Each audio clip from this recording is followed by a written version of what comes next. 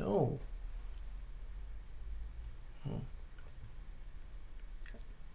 Hello, and welcome to episode 11 of Walking in the Divine Word. And the subject today is magnetism. We can learn a lot from observing the laws of physics in action. Observe a magnet, for instance. If you place a small piece of carbon-based steel, the most common of all steels, on a table, and then place a magnet near it, the magnet will draw the piece of metal to itself. Most of us have learned that as children while playing with magnets. It doesn't work with all metals, such as aluminum, titanium, brass, or a few others. But carbon-based steel, those with iron content, will be drawn towards a magnet every time. But why? Why is steel drawn to a magnet? Without getting overly technical, the answer can be simplified just by saying it's because of the properties of the metal. It's the mineral composition of what's in the metal that draws it to the magnet. When we apply this same principle to the question of why are people drawn to sin or any manner of attraction to evil, the answer is the same, because of what is in them. There are only two spiritual kingdoms, which people are knowingly or unknowingly a citizen of, whether you like it or not. And that's the kingdom of God and the kingdom of Satan. If you're not in one, then you are in the other. There's no neutral ground. What deeply saddens me is when I see people who claim to be believers continually being drawn to the things pertaining to the kingdom of Satan, the kingdom of darkness, to a kingdom contrary to the holiness of the kingdom of God. Like undiscerning children, falling into line led by the Pied Piper's music, they gather around things of the kingdom of darkness, captivated by its allure. They enjoy and seek out media entertainment that is violent, perverse, blasphemous, morally depraved, lustful, profane, full of cursing, witchcraft, magic powers, casting spells, and having themes that are contrary to goodness, holiness, and the kingdom of God.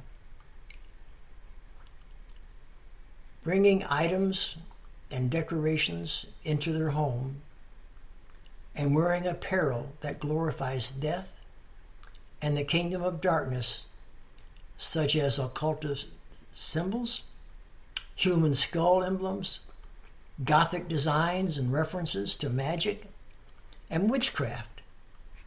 The Creator created life. The kingdom of darkness promotes death. Even the brand of some of the food on the store shelves promotes the kingdom of darkness, and people are drawn to them, calling themselves Christians and believers. They are deceived into such thinking by the false doctrines that they have learned and accepted, knowing not that what they are drawn to is just one of many indicators of what is really inside of them, which is darkness, the things of this world. And like the steel that is drawn to the magnet because of the properties within it, so they likewise are drawn and held captive by the kingdom of Satan and the things that pertain to his kingdom. Yet how can a person tell them of these things? One can't. Or as I read of one person's question, how can you tell a goat who thinks they're a sheep that they're really a goat? You can't. Only through God's enlightenment will they ever understand. So what are you drawn to? And what product names do you buy? Okay, many would scoff at the idea.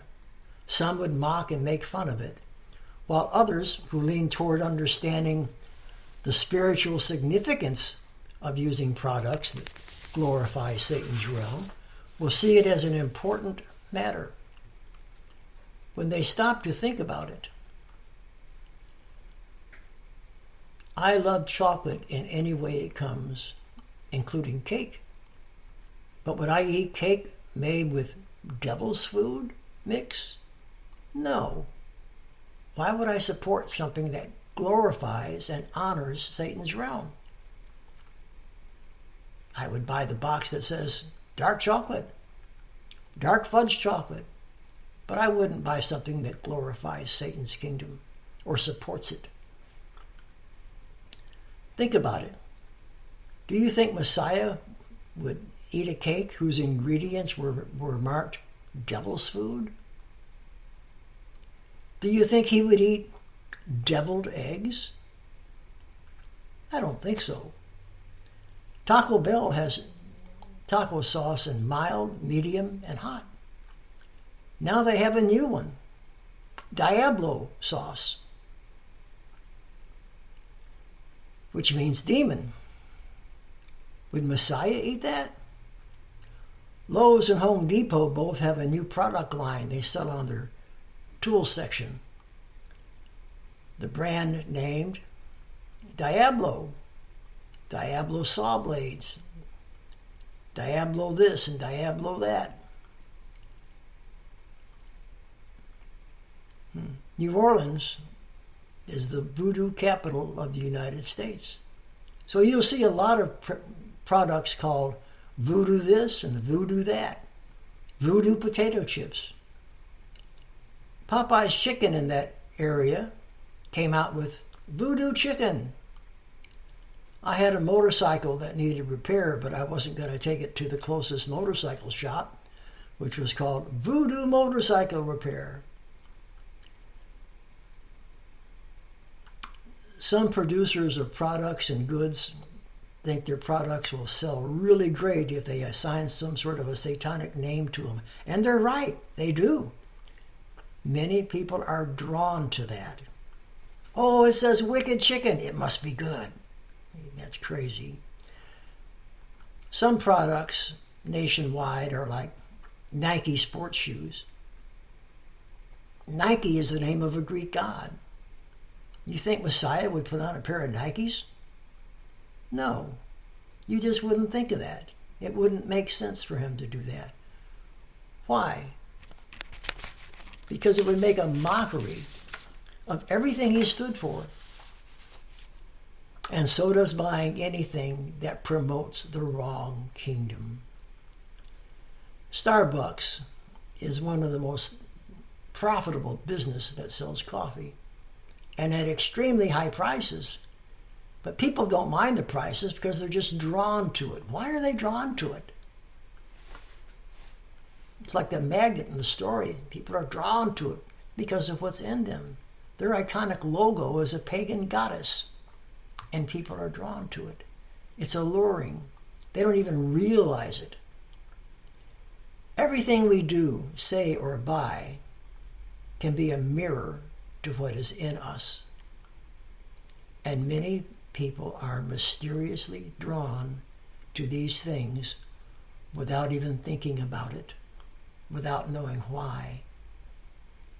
Why buy products that glorify the kingdom of darkness? Think about it. Being attracted knowingly or unknowingly, at best, shows a complete lack of discernment of spiritual matters. And at worst, it reveals a heart that is knowingly opposed to the things of God's kingdom. Well, this has been episode 11. I appreciate whoever might be watching. Please leave a comment, and I will see you next time. And in the meantime, shalom.